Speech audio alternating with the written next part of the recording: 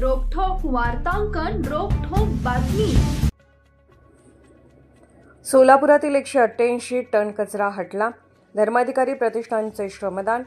Doctor Nanasaheb Dharmadhikari प्रतिष्ठानच्या सदस्यांनी रविवारी श्रमदान करत शहरातील 13 रस्ते साफ केले। सुमारे 3 तास झालेल्या मोहिमेत तब्बल 188.9 टन कचरा माती गोळा झाली। महापालिकेच्या 30 दिवसाचे काम श्री सदस्यांनी 3 तासात केले।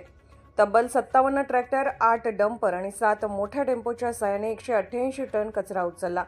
शहरासह बार्शी, कुर्डुवाडी, मोहोळ आदी भागातून श्री सदस्य आले होते।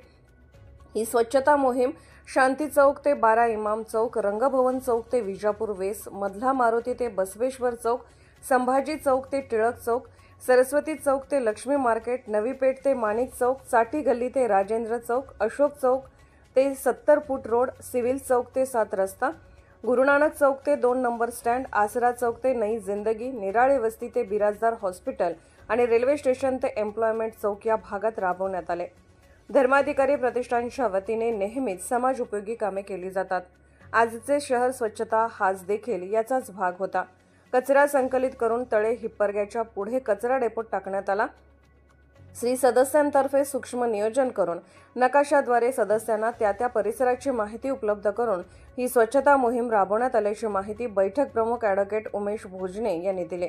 तत्पूर्वी सोलापूर शहरात कंबर तलाव परिसरात जिल्हा विधी सेवा प्राधिकरणाचे सदस्य सचिव तथा सिनियर डिव्हिजन न्यायाधीश उमेश देवर्षी व त्यांचे कार्यालयीन सहकारी अधिकारी यांनी स्वयंस्फूर्तीने स्वच्छता अभियानात सहभाग घेतला।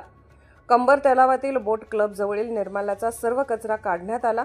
यामध्ये विधी सेवा प्राधिकरणचे वकील, कार्यालयीन कर्मचारी व सुरक्षा कर्मचारी सहभागी झाले होते। महाराष्ट्रातील महत्त्वाच्या आणि ताज्या बातम्या पाहण्यासाठी आमच्या जय हो न्यूज चॅनलला सबस्क्राइब करा आणि बेल आयकॉन प्रेस करा।